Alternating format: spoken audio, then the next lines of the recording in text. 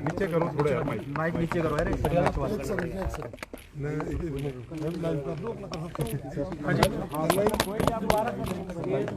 अरे मैं नहीं कर सकता, मैं करवा लो। क्या दूं?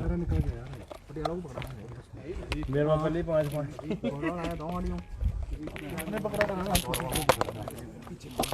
पटेल जी आगे रहेंगे तो फिर मेरा थोड़ा नीचे से लेते रहे जी भाई, ऐसे करो थोड़ा सा नीचे। नहीं तो आप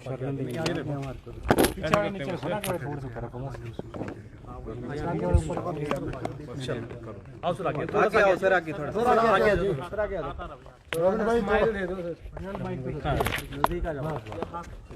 चलो चलो। केएल जी, किस तरह से देखते हैं इस फैसले को और क्या लगता है आपको, देरी से आया?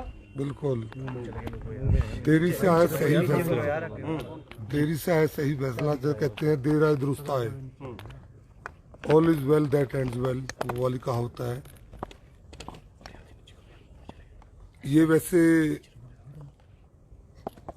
जो हमारी तीनों की इंटेंशन, मैं तीनों की तरफ से बोल रहा हूँ, मैं तीनों इंडिपेंडेंट्स की तरफ से, हमारा जो रेजिग्नेशन देने का ये था, जो 22/3 को हम टेंडर किया था,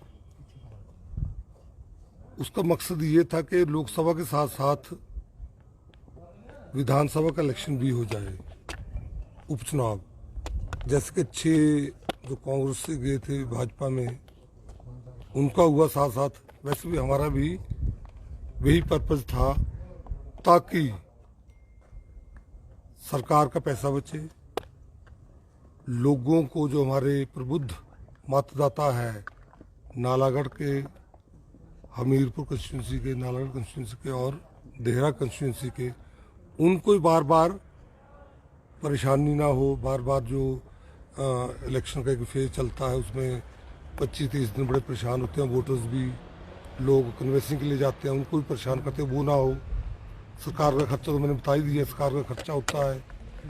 देन जो इलेक्शन ड्यूटी में एम्प्लॉय तैनात होते हैं, उसमें से मेजॉरिटी जो होती है वो हमारे शिक्षक भाई होते हैं, उससे बच्चों की पढ़ाई पे भी एडवर्स इफेक्ट पड़ता है, वो सब ना हो।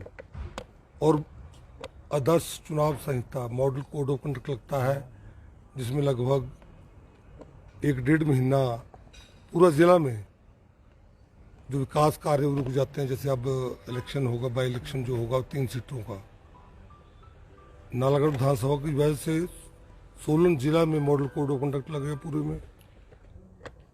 हमीरपुर कंस्टिट्यूंसी की वजह पूरे हमीरपुर जिला में लगेगा, और देहरा कंस्टिट्यूंसी की पूरा कांगड़ा जिला में लगेगा। 3 जिले में मॉडल कोड ऑफ कंडक्ट लगने से विकास कार्य भी प्रभावित होते हैं, लंबित होते हैं। तो ये सब ना हो, इसलिए हमने उस टाइम 22/3 को रेजिग्नेशन दिया था। परंतु हम उसके लिए ज़्यादा नहीं बोलना चाहेंगे। माननीय स्पीकर साहब जो हैं, उनको क्योंकि कॉन्स्टिट्यूशनल पोस्ट है, तो क्योंकि उनका अधिकार क्षेत्र है, उसको ज़्यादा नहीं बोलना चाहता हूँ। परंतु हमारी जो मंशा वही थी कि साथ साथ इलेक्शन हो, सरकार का एक भी पैसा लग ना लगे। मैंने तो बल्कि एक न्यूज़ प्रेस कॉन्फ्रेंस भी की थी, जब कई हमारे कांग्रेस भाइयों ने कहा था जो खर्चा पड़ेगा उनके ऊपर डालो। मैंने कहा था 7 इलेक्शन करवाइए, एक ईवीएम और रखनी थी वहाँ, एक ईवीएम पे जो खर्चा होना वो मैं दूंगा, हमने कहा था।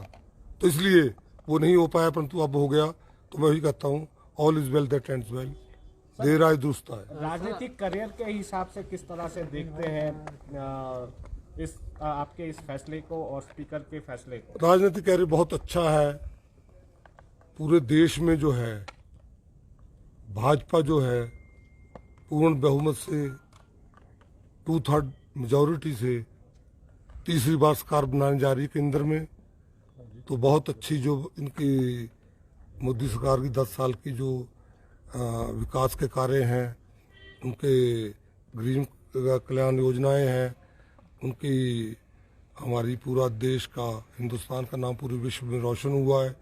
वो जो चला हुआ सिलसिला है, भव्य राम मंदिर का निर्माण जो हमारी आस्था का प्रतीक है, वो सब बातें जो है वो सिलसिला आगे बढ़ेगा। तो वो होने जा रहा है कल अभी अब तक बिल्कुल सिचुएशन क्लियर हो जाएगी। ये होने वाला टिकट पर चुनाव लड़ेंगे सर? आश्वस्त है सर। अगर भाजपा हाईकमान टिकट देगा, कैंडिडेट तो आने तो जरूर लड़ेंगे।